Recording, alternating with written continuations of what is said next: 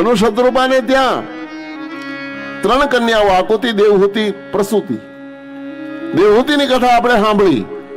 હવે ત્રીજી કન્યા હતી પ્રસૂતિ.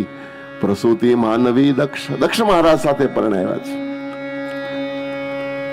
મુપયે મયજાત્મજા તસ્યા સંસર્જ દુહિતૃ ષોડશ શ્યામલ લોચના. પ્રસૂતિ અને દક્ષ દ્વારા એમને ત્યાં 16 કન્યાઓ થઈ. એમાંથી 13 દીકરીઓ એક સાથે ધર્મદેવ સાથે પરણાવી છે. 14મા નંબરની પિતૃનારાયણ ને, 15મા નંબરની અગ્નિનારાયણ ને, અને સૌથી નાની સતી નામની કન્યા હતી ભગવાન શંકર સાથે પરણાવ્યા. સમય જતો રહ્યો અને એક દિવસ દક્ષ મહારાજને શિવની સાથે દ્વેષ થયો છે. જો દ્વેષનું કારણ અહીંયા સસરા છે. શિવને બિચારાને મનમાં કશું જ ખબર નથી, પણ દક્ષના મનમાં દ્વેષ થયો અને જાહેર સભામાં દક્ષની નિંદા, શિવની નિંદા દક્ષ મહારાજે કરી છે.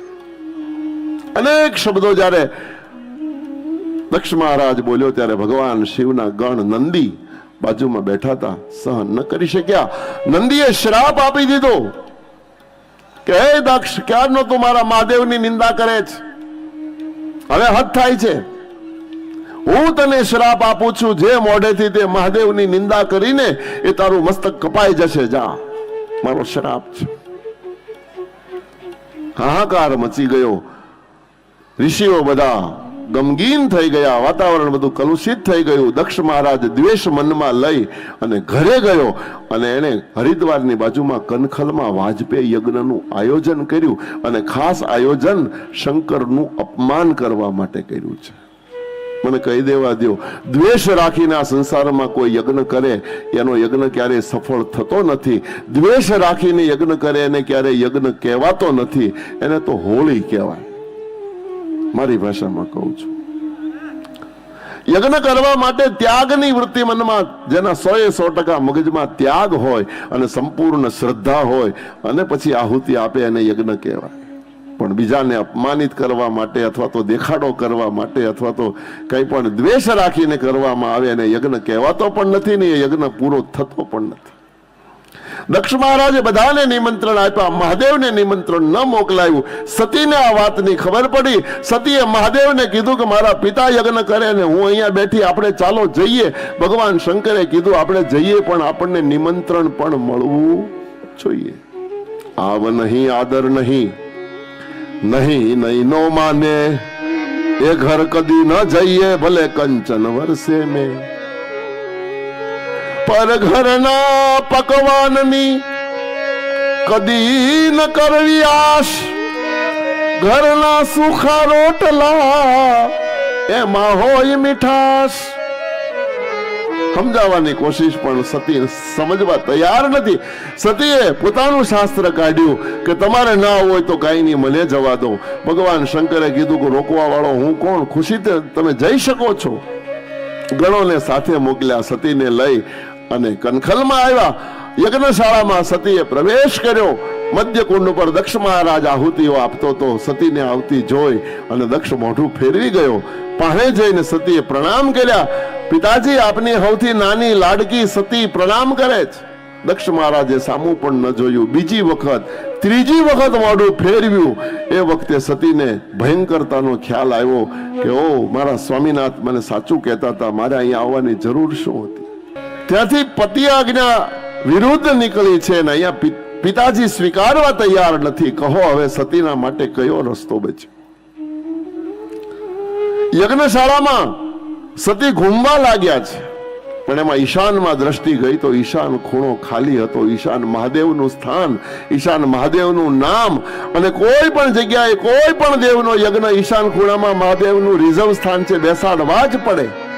મહાદેવને બિરાજિત કરો તો જ વિષ્ણુ આવે, અને વિષ્ણુ અને શિવ હોય તો જ યજ્ઞમાં બ્રહ્માજી આવે, અને બ્રહ્માજી હોય તો જ યજ્ઞ કહેવાય, નહીતર એને તાપણા કહેવાય. ઈશાન ને ખાલી જોયો એટલે સતીને ક્રોધ આવ્યો. સતીએ વિચાર કર્યો કે મારો બાપ મારું અપમાન કરે એ તો હું સહન કરી ગઈ, ઘૂંટડો પી ગઈ, પણ મારા સ્વામીનાથનું, મારા ધણીનું અપમાન કરે, મારા ધણીનું અપમાન મારાથી સહન ન થાય. અને એ જ વખતે ભગવતીએ પોતાના ડાબા પગમાંથી યોગા અગ્નિ ઉત્પન્ન કર્યો અને પોતાના શરીરને યજ્ઞશાળામાં બાળી દીધું છે. બળબડ જ્યારે શરીર બળવા લાગ્યું એ વખતે દક્ષ અટ્ટહાસ્ય કરતો હતો અને સેવકોને કીધું કે શંકરના ગણોને માર મારીને કાઢી મૂકો. અને શંકરના ગણોને માર પડ્યો. દોડતા નારદજી ભગવાન મહાદેવ પાસે આવ્યા. કૈલાસમાં આવીને ગમગીનતા પૂર્વક નારદજીએ વિનંતી કરી, પ્રભુ અશુભ સમાચાર લઈને આવ્યો. શું? બોલે સતીએ પોતાના દેહનો ત્યાગ કરી દીધો છે. એ વખતે ભગવાન શંકરે નારદને કીધું, નારદ એમાં કઈ અશુભ નથી, મને ખબર જ છે. જ્યારથી મારી આજ્ઞા વિરુદ્ધ એને કદમ ઉઠાવ્યું ત્યારથી મેં નક્કી કર્યું હતું કે સતી પાછી નહીં ફરે. અને આનો અર્થ એવો થાય કે કોઈ પણ સન્નારી પોતાના પતિની આજ્ઞા વિરુદ્ધ જ્યારે કદમ ઉઠાવવા થાય પછી એને શંકર પણ ન બચાવી શકે, એની રક્ષા શંકર પણ ન કરી શકે.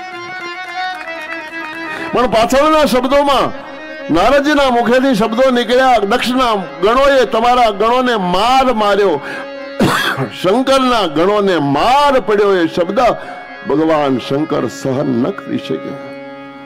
અને એ જ વખતે મહાદેવને ક્રોધ આવ્યો. ક્રોધમાં જટા ખુલી ગઈ.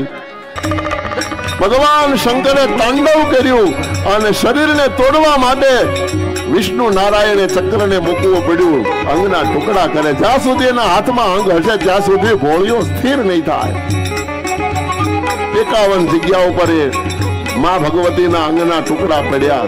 આજ પણ 51 શક્તિપીઠ ભારત વર્ષમાં મોજૂદ છે.